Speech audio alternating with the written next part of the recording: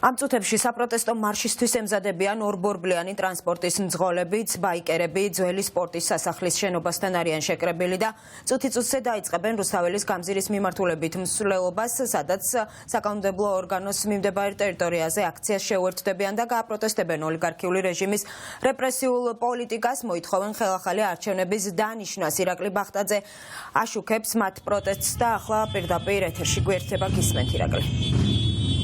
ყველაზე ხმაურიანი მარშისთვის სამზადისი არის უკვე დაწყებული და ორბორბლიანი ტრანსპორტის მძღოლები სულ ცოტა ხანში დაიწყებენ მსვლელობას. როგორც აქციის მონაწილეები ამბობენ, დღეს მთელი დღის განმავლობაში დედაქალაქის სხვადასხვა ქუჩებში იქნება გადაადგილება და სწორედ ხმაურითა და სიგნალებით გააგონებენ საქართველოს ხელისუფლებასა და იმ მოქალაქეებს პროტესტის ხმას, რომლებიც ამ დრომდე არ მონაწილეობენ საპროტესტო აქციებზე. ბუნებრივია მოთხოვნები არის ისევ და ისევ უცვლელი აკმყოფი ადამიანების, ეს არის ხელახალი არჩევნების ჩატარება და იმ პატიმრების გათავისუფლება, რომლებიც ამ დრომდე ბიძინა ივანიშვილის სამართალ დამცველებს ხალხ პატიმრობაში.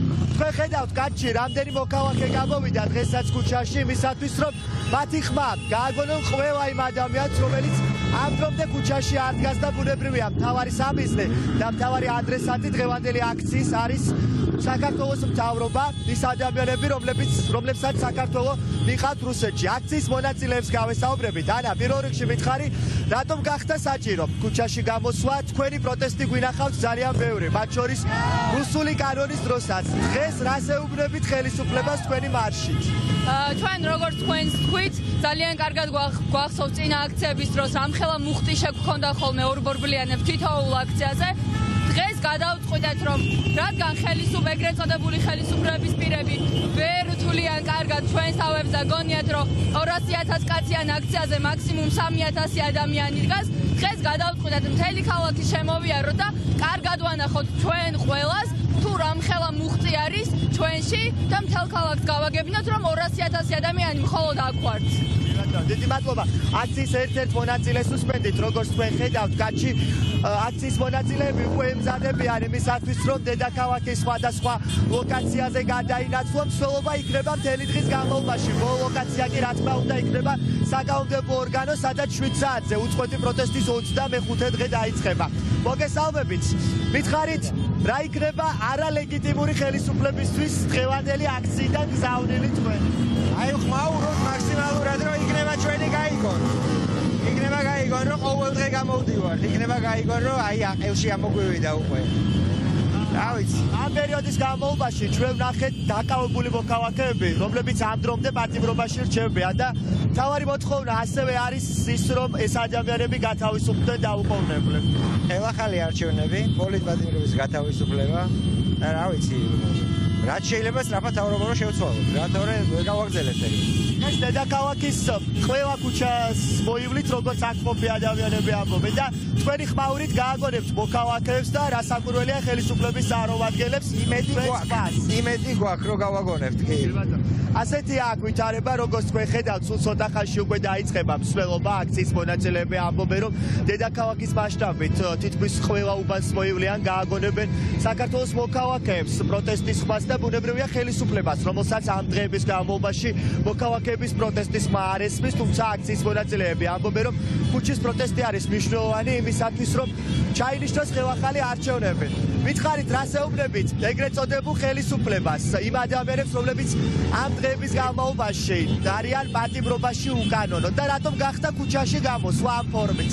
ეგრეთ წოდებული ხელისუფლებაც აღარ არიან, ეგენი არიან უზურპატორები და უზურპატორები როგორ ამთავრებენ მთელ მსოფლიოში ვიცით ისტორიიდან მოყოლებული.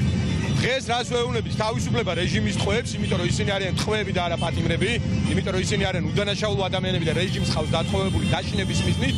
ვეუბნებით რომ ვითხოვთ ახალ არჩევნებს და ვეუბნებით იმას რომ ჩვენ გაჩერებას არ ვაპირებთ, ასე რომ მათ ჯობია დროულად გაგვაცნონ და გაგვეცნონ აქედან, იმიტომ რომ ისი აღმატებულება ქართველი ხალხი თავის საქმეს ყოველთვის ამბობს. დიდი მადლობა. ჩვენ უსმენთ აქციის ერთ-ერთ მონაწილეს და მართალია ქართველი ხალხის პროტესტმა არაერთხელ აჩვენა ძალა თუ რა შეუძლია ქუჩაში დგომას და პროტესტს მე როგორც ვხვდები უკვე იწყებენ დევნელა მსვლელობას აქციის მონაწილეები, ორბორბლიანი ტრანსპორტის მძღოლები.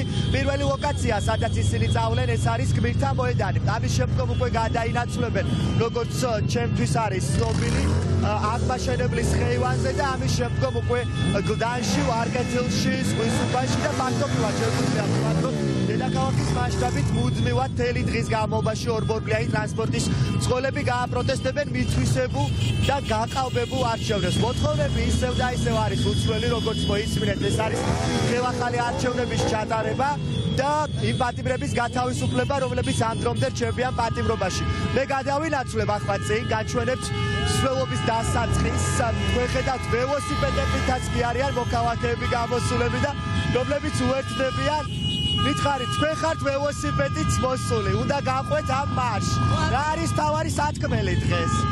ახალი არჩევნები გვჭირდება აუცილებლად, გაათავისუფლონ პატიმრები, რომლებიც პოლიტპატიმრები არიან და უკანონოდ დაპატიმრებულები და კიდევ კანონები უნდა გააუქმონ, რომელიც მიიღეს მაისიდან მოყოლებული. აი მე ვხედავ, დიდი მადლობა.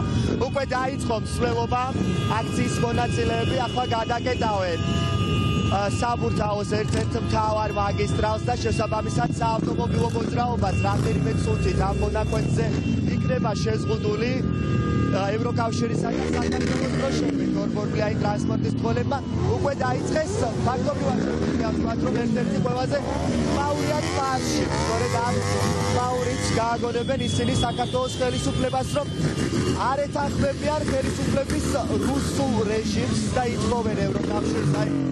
მედავკაცი რამდენი მოქალაქეა დღესაც ქუჩაში გამოსული ორბორბლიანი ტრანსპორტის მძღოლებები, რომელთა პროტესტებს არ აეღებინა თავს რუსული რეჟიმის წინააღმდეგ. და არ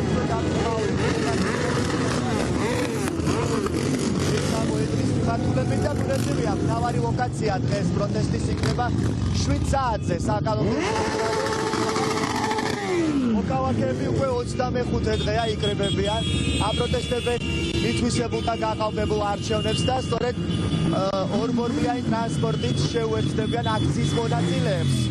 არ ყოფი ადამიანები მას შემდეგ რაც მოივლიან დედაქალაქის ქუჩებს. არა რუსულ რეჟიმს, ესეთი აქ შეძახილები და თქვენ უკვე ხედავთ, რომ მოქალაქეებმა უკვე დატოვეს თითქმის ძველი სპორტის სასახლის შენობა. ისინი გადაინაცვლებენ ახლა დედაქალაქის ქუჩებში და ასე გაგრძელდება მთელი დღე. ასეთი ავითარება ახლა თქვენ ხედავთ, რომ უკვე დატოვეს სპორტის სასახლის მიმდებარე ტერიტორია აქციის მონაწილეებმა. როგორც უკვე გითხარით, პროტესტი გაგრძელდება მთელი დღის განმავლობაში. ეს არის პროტესტის ერთ-ერთი ფორმა, რითაც ორბორბლიანი ტრანსპორტის მძღოლები გამოხატავენ უნდობლობას საქართველოს ხელისუფლების მისამართით. ამბობენ, რომ მთავარი შეკრების ადგილი დღეს რასაკვირველია იქნება საკანონმდებლო ორგანო. რუსთაველის გამზირი ზუსტად 7 საათზე. იქ სადაც მოქალაქეები კიდევ ერთხელ გააჟღერებენ მთავარ მოთხოვნებს და ბუნებრივია 9 საათზე უკვე საქართველოს პრეზიდენტის გამოსვლასაც რუსთაველის გამზირზე დაემატებიან.